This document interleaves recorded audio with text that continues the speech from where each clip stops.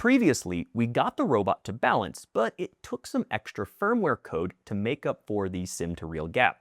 This time, we're going to address that sim-to-real gap by using a technique known as domain randomization, or DR. Essentially, we're going to train the robot in simulation again, but we're going to introduce random noise throughout the system so that the agent learns to deal with a whole host of possibilities it might encounter on the real robot. Let's jump in.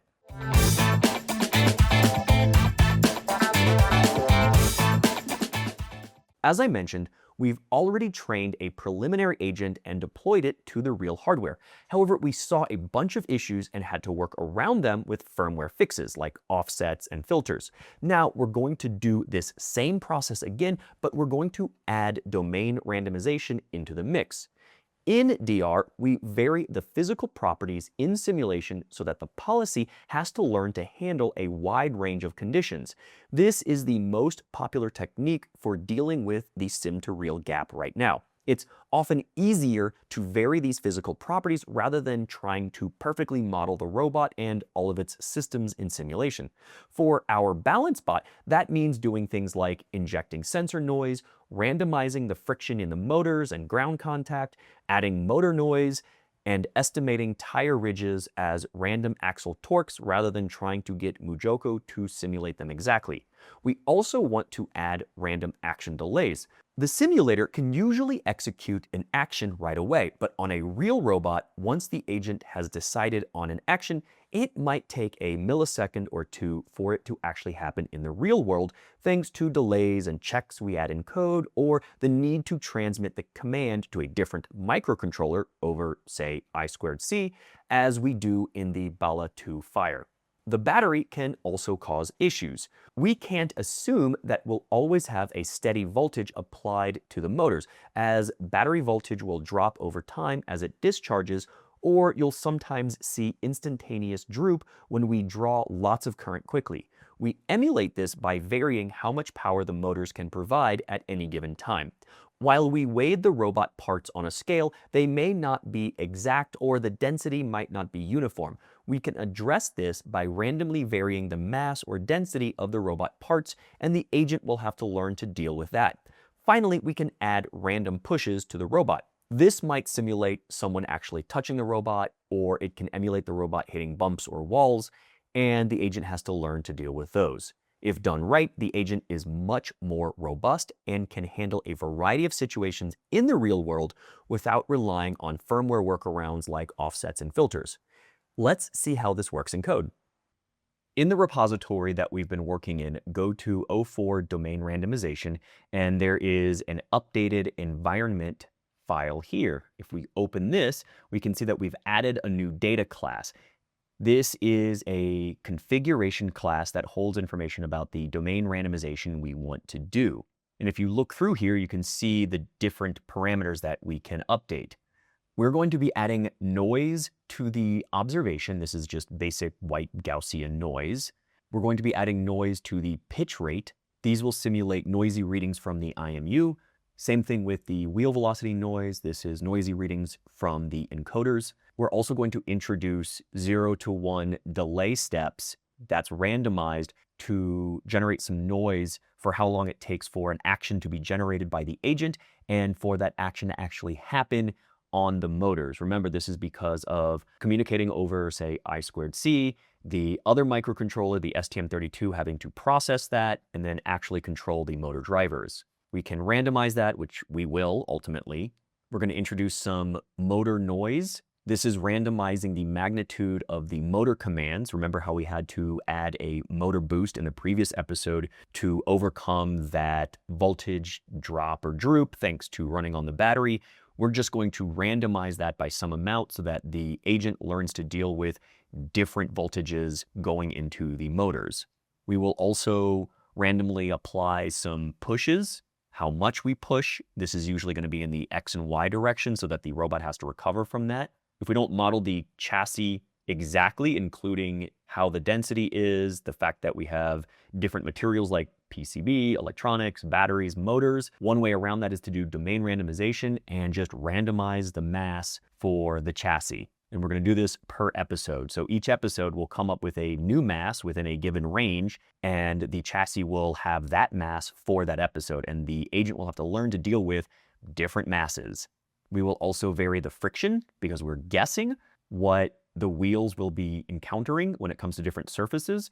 But we ultimately want the robot to be able to drive around on different surfaces like a rubberized mat, hardwood floor, carpet, your desk, what have you. And one way to deal with that is domain randomization, where we're just varying the friction that the wheels can encounter. Apologize because I already said that we are randomizing the motor gain. So this is just adding noise to the commands, and then we're going to randomize the gain here, the torque that the motors can actually provide. So we're doing both. We're randomizing the gain and we're randomizing, or we're giving some noise into those command signals. That will help the agent deal with imperfectly modeled motors, along with gearboxes and how we drive those, as well as any sort of voltage, sag, or droop it might experience from running on battery. Rather than trying to model the ridges in the tires directly, which MuJoCo struggles with, we're just going to apply these random torques to the axles, and the agent has to figure out how to overcome that. So with all of that, we're going to set some defaults here. These sensible defaults are basically to turn off domain randomization. Any of the ranges will just be set between 1 and 1. So if you initialize this and just pass it in, domain randomization is basically off. Our balance bot environment looks the same otherwise. We have essentially the same reward function. So if we go through here, all of this code looks the same. When we get down to the get observation function, we see some initial domain randomization going on here where we add Gaussian noise to the observations. So if we have a domain randomization that's been set, then it reads the pitch noise standard deviation along with the pitch rate noise standard deviation and the wheel velocity noise standard deviation, and generates some noise that's just added to those observations. We then return that observation, and that becomes the observation vector that the agent must look at and learn from. In reset, we have got some more domain randomization going on where we vary the mass, we vary the friction, we vary the motor torques, we apply any of those forces. We go ahead and reset the simulator like we've done in the past, and we reset the action delay. This is a basic first in, first out buffer. Things get put in, but it can get put in at position 0 or position 1 if we are randomizing how that delay occurs. And then when the actions are read to be performed, it just comes out of that first element. So initially we just fill it with zeros, and then the actions that are determined by the agent gets put into one of those elements in the buffer. In step, we apply the action delay, where we can also pop off the previously added action. So that's how we're adding our actions here and popping them off to get the actual action. We add random perturbations or noise. So you'll see both of these applied. Perturbations usually refers to pushing something or applying torque to something in order to have the agent learn from random pushes or pulls. But we just model this as noise. We then set the motors to our actions, apply any forces. Here we're pushing the chassis in a random X and Y direction. This happens with some probability, so we can set some probability, and every now and then, every few steps, we just push the robot in a random X and Y direction. Ideally, we don't make this hard enough so that the robot can recover from it. With some probability every step, we also apply random torque to the axles. This simulates those tire ridges hitting the ground. This took some tweaking, but it does work decently well. I still find that the bot struggles to settle into a groove, but it still balances and learns how to deal with those ridges on the tires. The reward function stays the same, and we are done with the step. Render stays the same and close stays the same. So you can see how we took our original environment and modified it to add domain randomization. Note that we add domain randomization to the environment and not to the RL algorithm. PPO should stay the same for what we're doing here. Now, let's run this in our notebook and retrain our robot using this new domain randomization technique.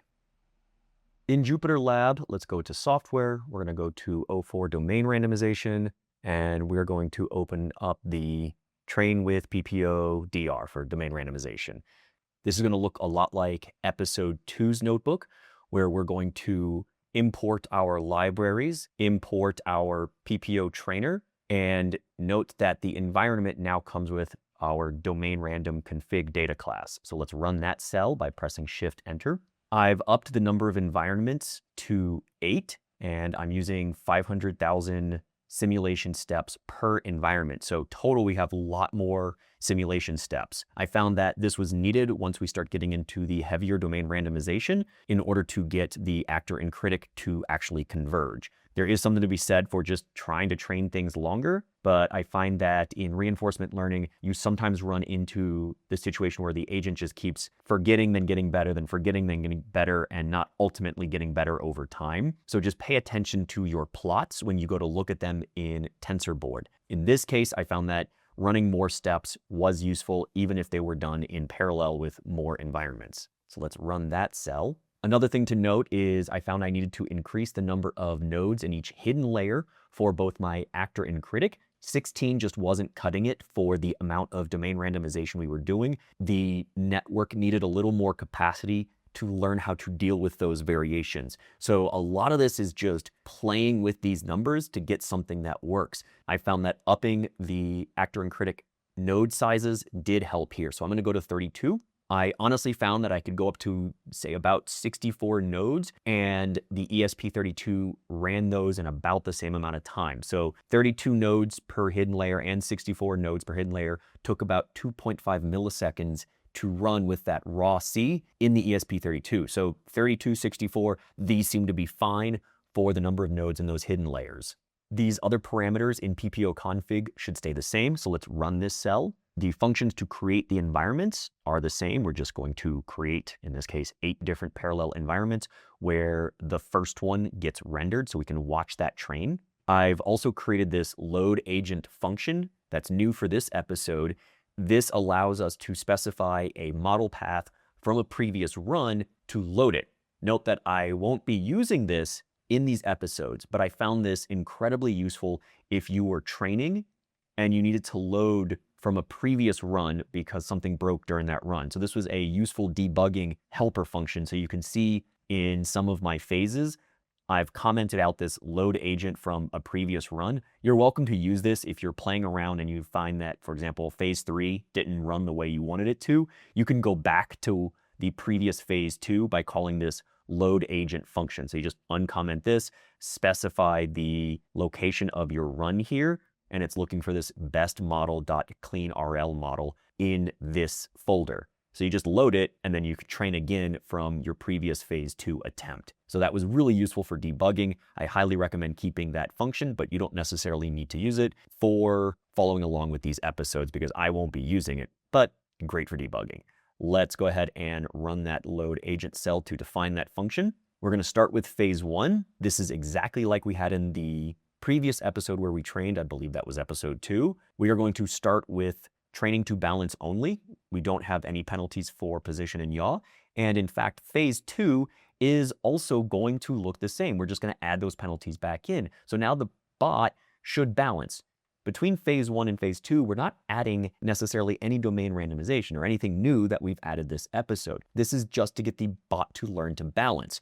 We start adding domain randomization in phase 3 going forward. One of the most important lessons I learned about doing curriculum learning is you want to make sure the agent is performing the intended function for each phase before adding some next level of difficulty in the next phase. So if the bot isn't really balancing by the end of phase 2, don't start adding domain randomization or making the problem harder by, say, modifying the reward function in phase 3 and forward, hoping that it's going to learn that basic function along the way. It might, but it starts becoming much more difficult when you start adding or throwing in more difficult requirements for the agent to learn. So in fact, phases 3 through 7, we slowly add in domain randomization into the mix. So we start off with basic noise in phase 3 for pitch, pitch rate, wheel velocity, and these delays. So this is the only DR we're adding. Then in phase 4, we add in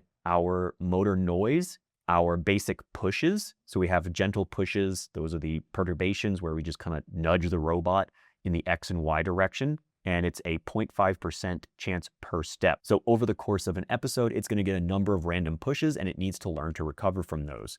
Then in phase 5, we start varying the mass and the friction.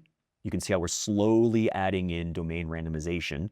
You can try to combine these into phases. So you might try to combine phases 4 and 5, and it might work. I just found that slowly adding in pieces worked well enough for me. If it works, great. You don't have to train through a phase and it will save you some time, but you run into the probability or the possibility that the agent's not going to learn what you intend it to learn, and it will massively fail. Then in phase 6, we add the motor gain randomization. So that teaches the agent to deal with motors that aren't operating, say, at full capacity. The amount of torque that the motors can provide goes between 60% and 100%. So that model's running off of USB and you've got full power to the motors versus the battery is starting to sag or lose some voltage over time, or you have instantaneous dips as the motors begin to turn. Then finally in phase 7, we add those ridge simulations with a 5% possibility during the episode. So each step,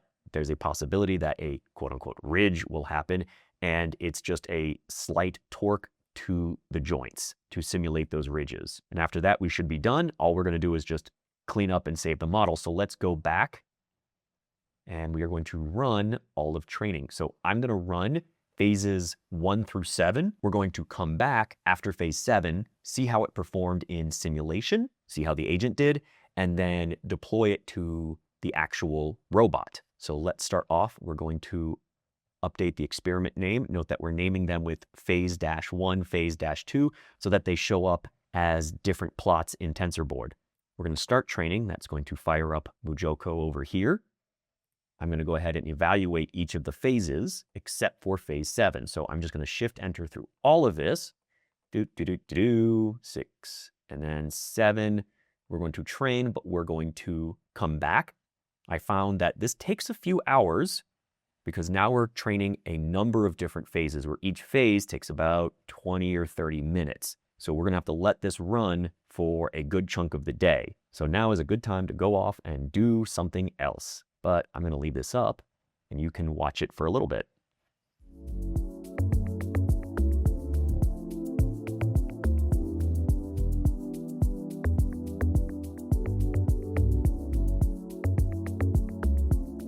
Now that training is done, let's go to this one cell we did not run. We're going to press Shift Enter. It's going to put it into evaluation mode. And if we zoom in, we see the robot balancing pretty well. It struggles a little bit with some of the domain randomization we've done. So remember, there are some random pushes that happen. There is some randomization of the friction, the mass, how long it takes for actions to actually get realized on the motors. But I'm pretty happy with the way this is performing. It's balancing upright pretty darn well. So at this point, let's go ahead and check out the TensorBoard information. Navigate to localhost :6006.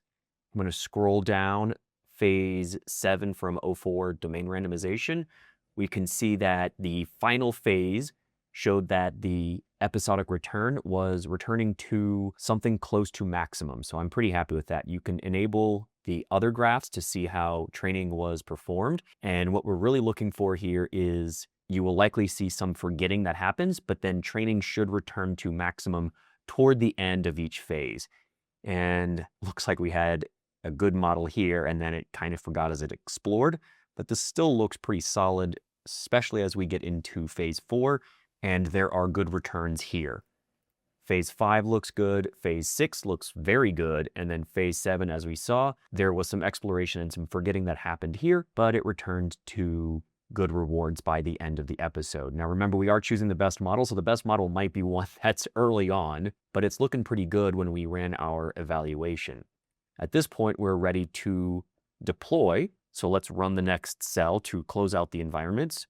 We're going to get the observation and action sizes, and we're going to use that to export the actor as an Onyx model. I know in the previous episode, we exported the Onyx file to a .h or C file using the Python script from the command line, but it turns out because that is a function, we can just run it directly in our notebook here. So we're going to run that. It finds the weights, it produces this actor.h, and take a note of this folder because that's where we're going to find our C file.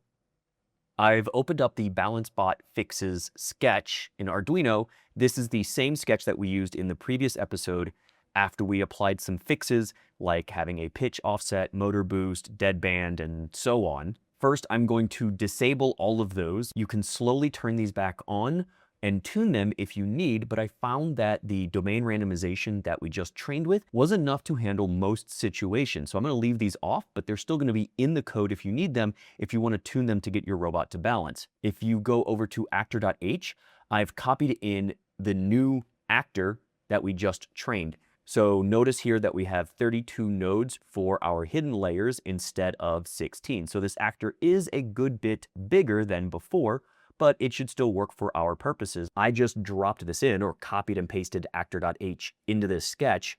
We call actor forward the same as we did previously. The size of the observation vector is exactly the same, and the output is just two values. The left and right motor power that's been normalized, so -1 to 1 for each of those motors. The rest of this code is exactly the same. As I mentioned, we're not enabling any of those, what I called fixes, these post-processing filters and boosts and deadbands. We're going to leave those off. So you see they're all set to 0 or 1 as appropriate, but the rest of the code is the same. We just have a bigger neural network that's been trained with domain randomization. I'm going to connect my Bala2 Fire, make sure it's on the correct COM port, and I'm going to click upload in order to compile this sketch and then upload it to the robot. As you can see, the robot is balancing much better without the firmware fixes we used in the previous episode.